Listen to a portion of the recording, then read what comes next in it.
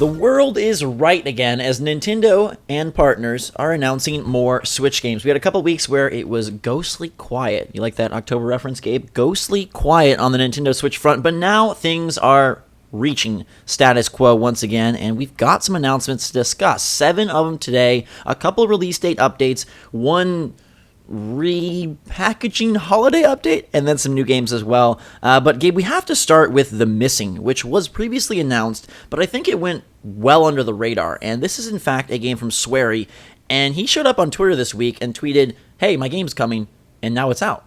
Yeah, Swery is always right up my alley because he does very weird stuff with story. It's sort of like cerebral and all over the place, and I've always enjoyed those. D4 was his game, correct?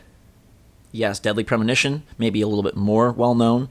But yeah, he is a creative and quirky dude, and he's come up with a 2D side-scrolling puzzle action platformer story title. And the full title of this game is The Missing J.J. Macfield and the Island of Memories. It is a very dark tale that explores themes of teen sexuality and identity with a lot of tenderness and a lot of heart. And if you like your character's heart, you should probably do the puzzles well because he can be decapitated. I think this is the clever twist that the game provides, which is that you get your arms chopped off and then you can't carry things the rest of the puzzle. You get your legs chopped off and then you have to crawl the rest of the puzzle. You lose your head and it may fly onto the ceiling and completely switch perspectives. I think that's a pretty cool tweak on the sort of inside limbo formula, which is what this game is going after. There's definitely more story beats there, but it comes in at $30, which I feel is a little bit hefty.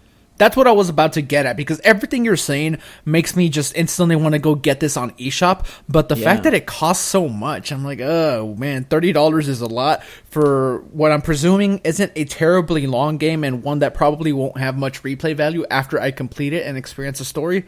So that's where I get worried. I'm going to wait to see if maybe there's a sale at some point. We know that, eShop is always having sales of some kind, so maybe when I see this one at a lower price, I'll jump on, but I am excited for it. Yeah, it's got good marks thus far and does look like it's maybe even like a more sentimental story and take from Swery, which would be super cool if also merged with creative and nice, unique game mechanics. That game looks pretty nifty. Let's do one more release date update. 7 billion humans, Gabe. That's a lot of humans. So that's probably too many to count, actually. Yeah. So thankfully, the fine folks at Tomorrow Corporation are bringing a game called 7 Billion Humans to the Nintendo Switch. It will be live on October 25th, and it is the sequel to Human Resource Machine, which I have to say is my least favorite of the Tomorrow Corporation titles. So, not quite sure how this one will fare. Yeah, over 60 levels to overcome, and yeah, I personally don't like Human Resource Machine a whole lot either, to be honest, so I mean, we'll see. Maybe this one improves on some things, and this one will be a little bit more up our alley. But hey, it's coming this month, so we won't have to wait very long to check it out. You can pre-order starting on the 18th. Yes. World of Goo, Little Inferno, a couple games that they've done that I did love. Those are also on Switch if you want to dip into their back catalog. Let's talk about something brand new, Gabe. FutueGrind looks like a sweet game. If you're into Jet Set Radio, if you like things like Trials or Ollie Ollie, if you have a fondness for Uniracers, one of my favorite Nintendo console games of all time that sadly was stolen from them by Pixar. That's a pretty cool story if you want to look that up. This is a futuristic bike score attack type title with lots of color, lots of pizzazz. It does look a little slower than some of the aforementioned games, but if it controls as well as it looks, like, I am super in on this. No date, but it looks awesome. Yeah, I think this one has to control a little bit slower just because there's so much vibrancy. You could probably, have an epilepsy warning in the front of this one just because all the colors, and if it goes way too quick, I can see how that might be off-putting for some people, but all the games it's inspired by, I really like, so, maybe I'll like this one. Yeah, no, I'm genuinely really pumped for this. It also, to me, has a little bit of an Ikaruga vibe because you're trying to match the wheels of your bike to the grind rail colors, and if you screw up, then your run is over. So it's got a little bit of that sort of chaotic flipping back and forth to go along with the scores and the tricks to go along with the speed. It looks awesome. Maybe, Gabe, you want something that was awesome 30 years ago, almost 30 years ago. Descent is getting a remastered reimagination for Nintendo Switch. This is a space shooter that was popularized in 1995, originally on PC, Mac, and PlayStation. Now they're taking it to Unreal Engine 4. 20 different ships, each have different playstyles, customization, weapons. There's a single-player campaign, there's multiplayer battles, and it is coming in early 2019. I know neither one of us is a huge fan of space shooters like this, but hey, at least the genre is being serviced on Nintendo Switch a little bit. The space shooter that I kind of want to play is still coming in the form of Starlink, and that one's like less space and more planetary, I guess. But right. there is space elements to that. But yeah, I don't know. This one doesn't do so much for me, especially given the fact that it's such an old game that is being remade. And to be fair, it does look like a substantial remake. Just probably one that I'm not super into. Yeah, that genre is kind of just lost. I mean, I know a lot of people, it's beloved, back in the old Star Wars titles and then all sorts of games, belonging to many properties. I don't know. I'm not a space boy, Gabe. Yeah, same here. I want to stay here. Stay grounded and practice your Starlink maneuvers, because that was scary watching you play at E3. Hey. All right, let's go to something a little quirky here. This is the weird holiday repackaging that I was talking about. Fortnite is coming to retail. Surprise, surprise. It's a smart move, but I'm not sure it's going to be a smart buy for anybody. It's called the Deep Freeze Bundle, and it is a $30 retail pack that includes about $10 worth of V-Bucks, 1,000 of them. It gives you this, definitely cool-looking skin glider back bling set. But Battle Royale is free, so paying for this in the stores almost just feels like a way to get it in front of parents that they can, stocking stuff or wrap this up for their kids, and unfortunately you're going to have to pay a premium price to do that. Clearly, I don't think anybody that's informed in any way is going to get this. This is going to service exactly the people you're talking about. Parents that have heard of Fortnite at this point, just because it's so huge. It's a cultural event now at this point. And having that at retail, right next to, I was going to say next to the cash registers, but I don't know what stores do that besides GameStop, I guess. Walmart doesn't do that. Regardless. Fun fact, when I worked at Academy Sports and Outdoors, they had Wii games next to the cash register. That's where that came from in my mind. But, I mean, it's good to see it on store shelves. You should probably just play it for free. And if you're younger, please beg your mother not to buy you this thing.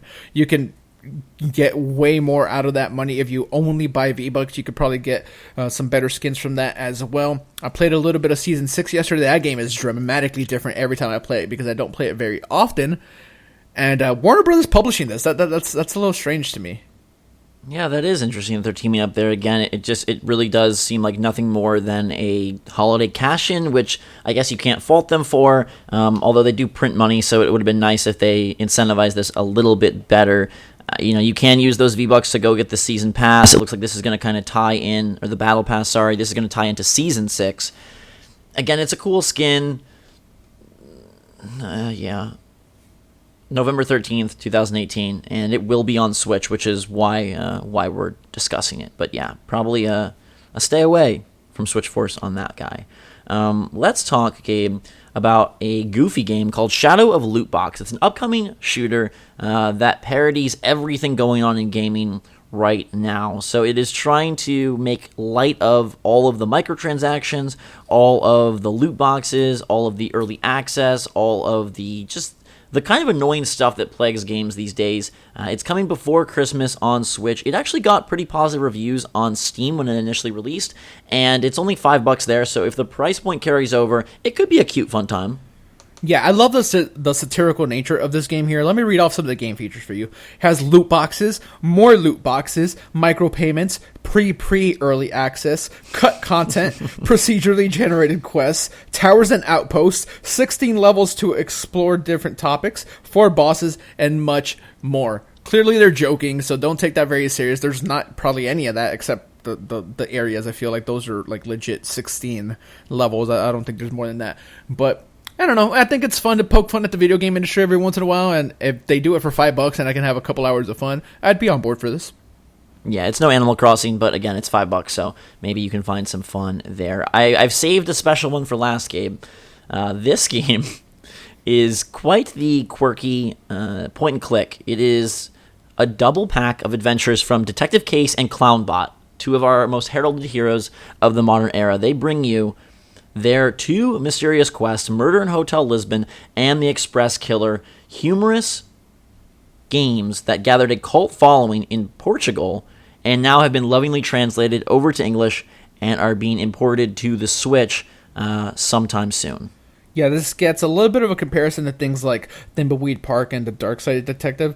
So I love Thimbleweed Park, and funny enough, like there's like a clown in Thimbleweed Park that's pretty prevalent to the story, and it seems like in this as well there's like clown aspects. So I don't know, that was just a funny little connection there. But I like these point and click adventures that are story based because they're usually not very expensive and they go on sale quite often, and I enjoy the story. The storytelling aspects and the humor that comes along with it is something that I do enjoy. So Zach, I might check these out. I feel like you might have a future as a detective, and you would probably build yourself a small little clown robot.